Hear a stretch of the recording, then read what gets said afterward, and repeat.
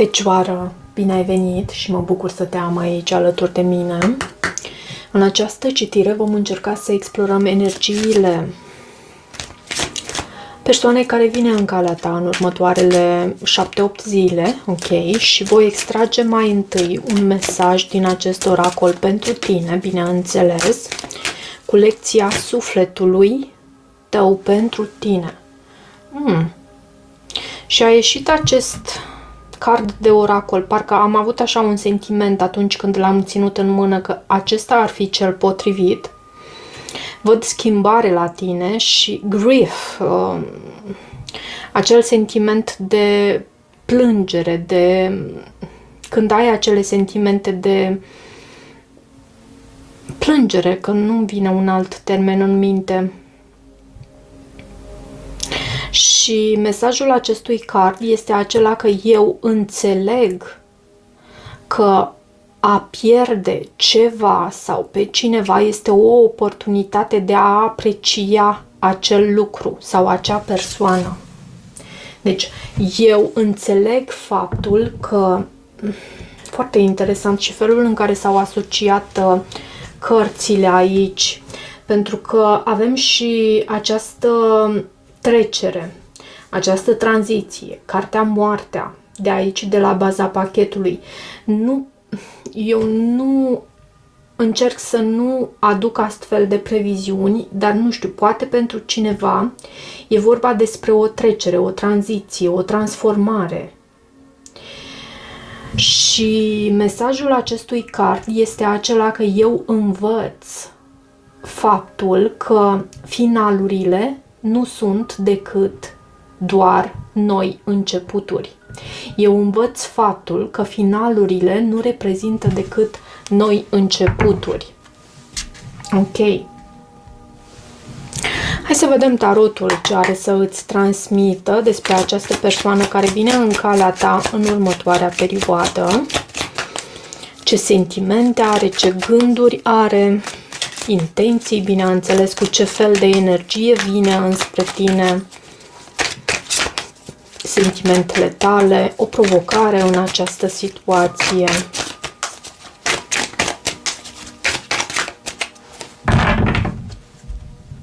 Am văzut regele de cupe, poți să ai de a face cu un semn de apă sau o persoană, să fii tu acea, uite-l, da, să fii tu acea persoană îndrăgostită. La baza pachetului avem regele de monede. Regele de monede reprezintă stabilitatea, reprezintă acea persoană stabilă, generoasă, abundentă, care trăiește viața din plin, sau poate nu chiar din plin, cât în abundență. Văd și regele de bâte și 9 de monede. Poți să ai de a face cu o alegere, 2 de cupe, 5 de cupe, regina de monede, iată-te și pe tine aici și acest cuplu, regele și regina de monede. Nu știu însă de ce acești doi regi, fie reprezintă latura unui singur om din viața ta, fie este vorba despre două persoane aici pentru tine. Hai să vedem ce simte această persoană, pajul de cupe, curiozitate. Ce gândește această persoană despre tine, regina de cupe, te vede ca o persoană foarte iubitoare.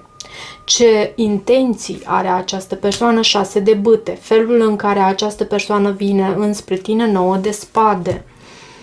2 de bâte este în sentimentele tale, provocarea aici o avem cartea roata norocului, 8 de cupe, foarte interesant în viitorul apropiat, iarăși o plecare. Cineva tranzitează cumva din viața ta sau tu ești nevoit să pleci din viața cuiva. Ce vrea universul de la tine? Avem 8 de spade.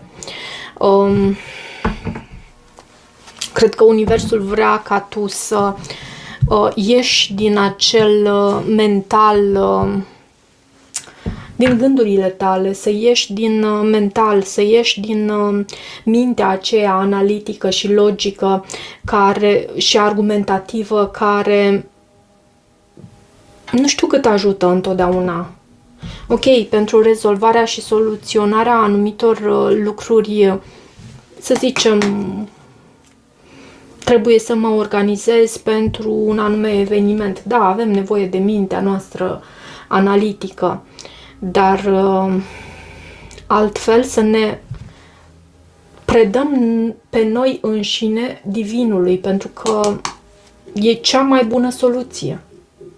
E cea mai bună soluție și, ok, cred că am divagat de la acest mesaj cu persoana care vine în calea ta.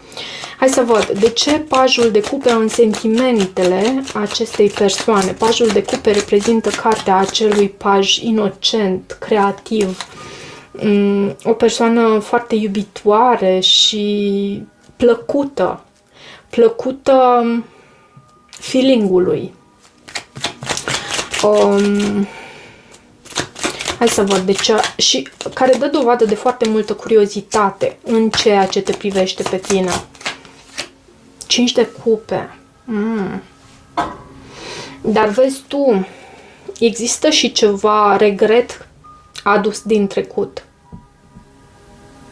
Poate această persoană nu a investit la timp în tine și când spun a investi, nu a acordat suficient a acestei conexiuni în trecut. Iar acum e un soi de regret aici, în această persoană. Simt așa un soi de regret, un fel de sentiment că am greșit în fața fecioarelor, în fața ta. Acum, roata norocului este în provocare. Cred că se referă la acele cicluri naturale, acele lucruri care se petrec în mod natural și acele...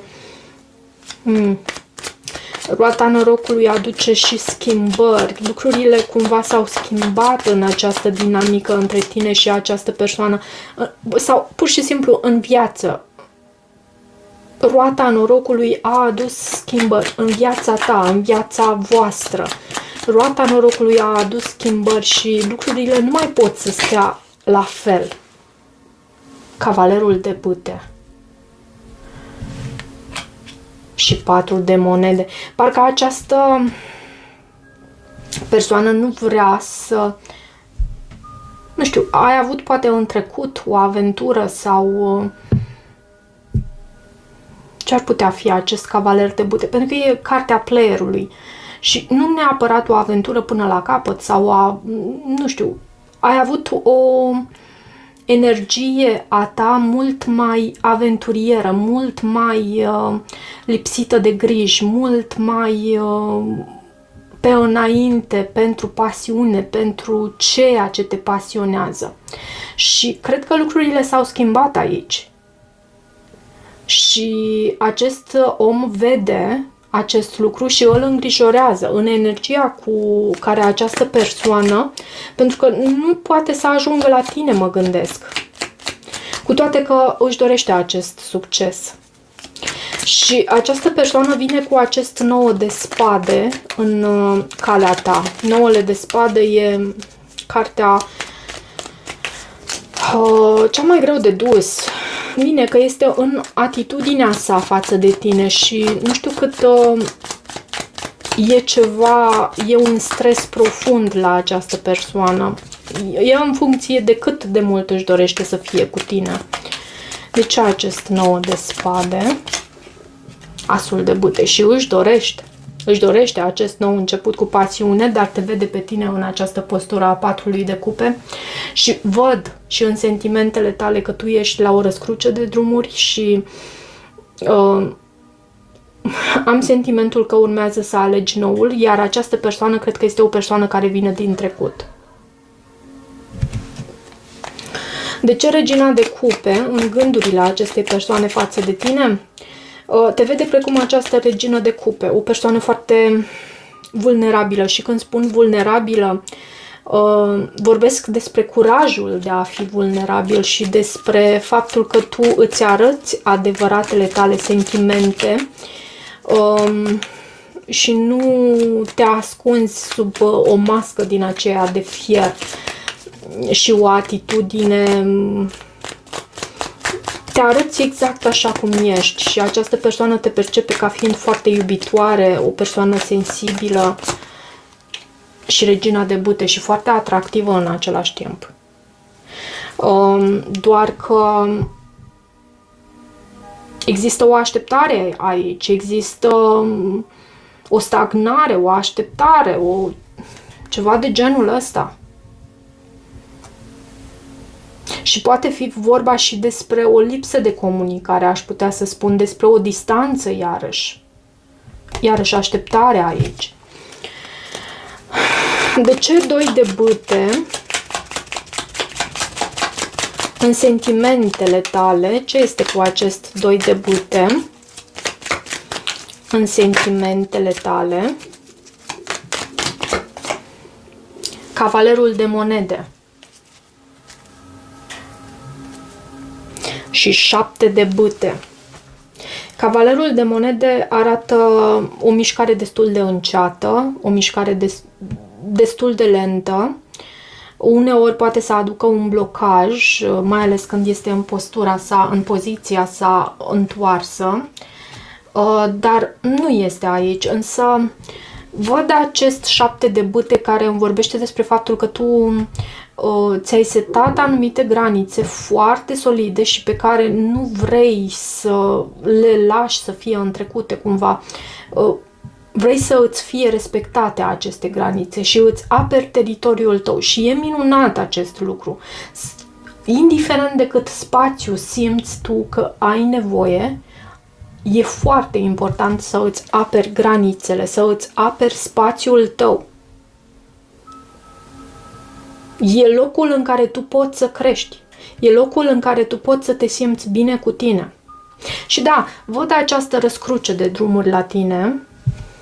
De ce 6 de bâte?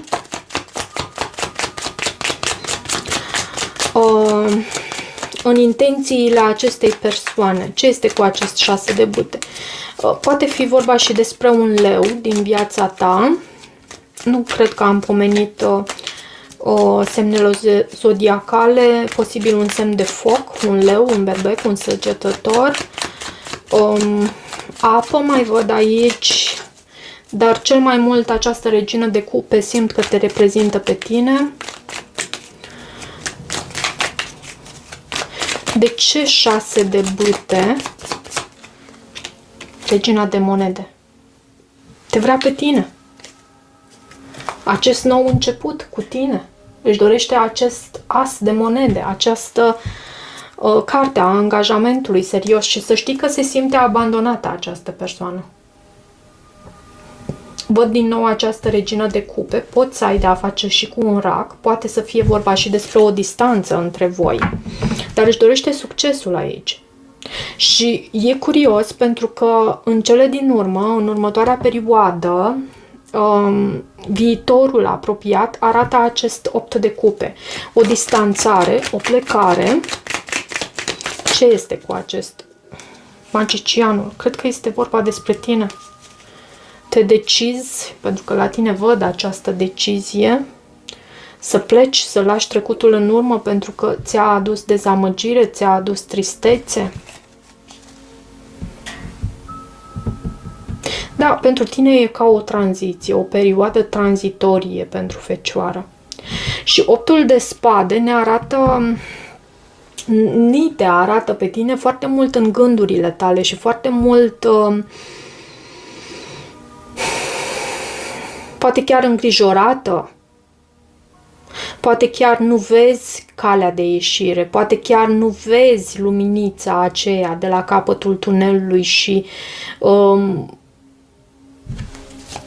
sentimentul acela de speranță ușor să ți-l fie pierdut, însă e foarte important să te încrezi în univers, pentru că să dai această situație universului. De ce? Și asta pentru că e cea mai bună cale pentru a ne vindeca, e cea mai bună cale pentru a trăi frumos, e cea mai bună cale pentru a înțelege faptul că noi suntem uniți și asul de cupe. vorbind despre uniune și despre unitate, de fapt, și despre energie și despre iubire și despre ce înseamnă divinitatea. Dacă putem să o definim într-un anume fel, e iubire pură, nu? Și avem acest as de cupe. Ai încredere în divinitate.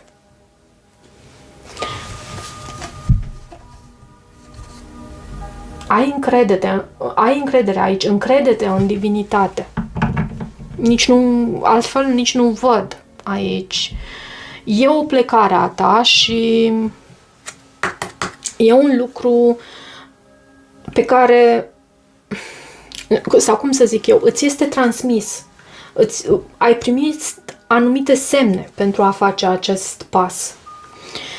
Ok, hai să vedem pentru porțiunea de dezvoltare personală ce întrebare avem pentru tine și în același timp adevărul sufletului tău, pentru Fecioară, te rog, Spirit, care este adevărul sufletului tău? Ce îmi este mie cel mai frică să pierd? Ce îmi este mie cel mai frică? Sau ce îmi aduce cea mai mare frică de a pierde acest lucru? Pe măsură ce creștem, ne schimbăm, transformare, da. Ne transformăm, viețile noastre, ni se cere să lăsăm în urmă ceva ce a fost pentru a face loc pentru acel lucru care va veni. Dacă ar fi să faci acel mare pas astăzi, ți-ar fi frică că ai putea să pierzi iubirea, siguranța și acel sentiment de a aparține unui anume grup sau unui anume loc? Ce ar fi sau cum ar fi dacă acest lucru nu ar fi decât o mare minciună? Cum ar fi dacă ar fi imposibil să pierzi oricare din aceste lucruri pentru că tu ai puterea să dai, să îți oferi totul ție? Foarte interesant.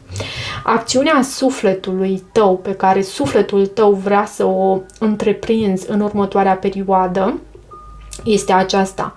Numește frica, acea frică, și uită-te la cel mai tragic scenariu. Găsește o soluție la acest scenariu tragic.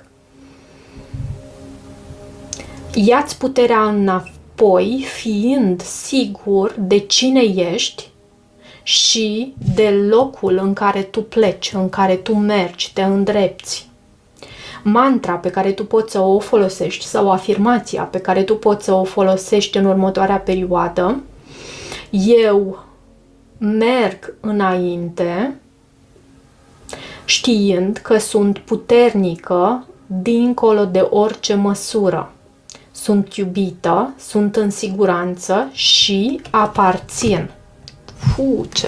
Ce mesaj pentru voi, Fecioară, din acest oracol. Va trebui să-l țin minte și să reurmăresc acest video. Ok, hai să vedem, pentru că și eu am Fecioară pe harta mea natală și uneori mi se mai întâmplă să mai urmăresc, nu din toate videoclipurile, pentru că nu aș avea timpul necesar, dar chiar mai urmăresc din videoclipurile din urmă. Ok, care este cartea din acest oracol al creatorilor sacri?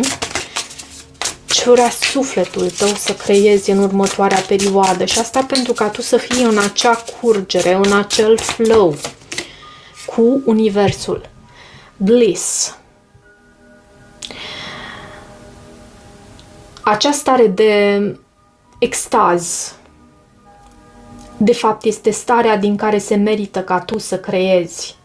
Numărul 26 poate fi relevant pentru tine și la baza pachetului văd și numărul 44. Magia se întâmplă atunci când tu o aștepți cel mai mult.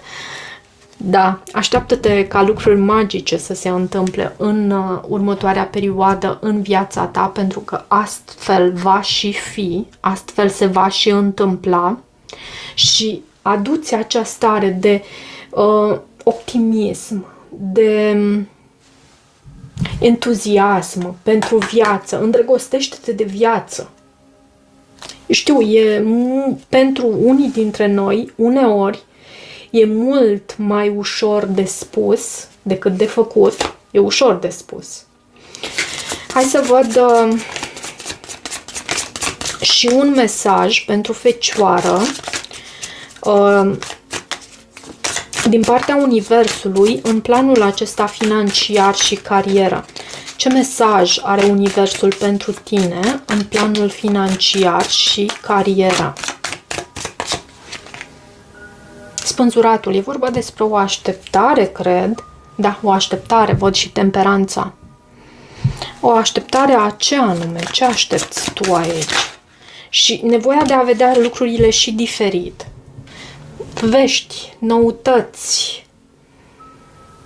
Avem acest paj de bâte. Poate chiar văd că ești într-o perioadă în care există competiție și tu îți dorești să ai parte de acest nou început. E ceva solicitant, dar uite unde te poate duce. Avem 6 de bâte. Și știu că tu ești și o fire foarte analitică și discerni foarte bine lucrurile, le analizezi până nu știu, al câtelea nivel și ai și parte de discernământ și vei ști când să pășești în necunoscut, chiar dacă îți va fi frică și îți va fi. Îți amintesc de acest lucru. Ok, dragilor, o citire frumoasă, tare frumoasă pentru voi. Da, văd că lăsați ceva în urmă și e un capitol din viața voastră care la un moment dat v-a împlinit, dar nu mai este cazul acum. Și vă îndreptați către acel 6 de bâte, către magie, către momente magice care urmează să se petreacă în viețile voastre. Aveți încredere și entuziasm, extaz, bliss, cum spune aici, pentru că de acolo se merită ca voi să creați, să manifestați, să materializați. Dacă rezonați cu acest mesaj, nu uitați să vă abonați canalului, să mai treceți pe aici, să îmi lăsați o apreciere și un comentariu. Vă mulțumesc, vă iubesc, vă apreciez și toate bune!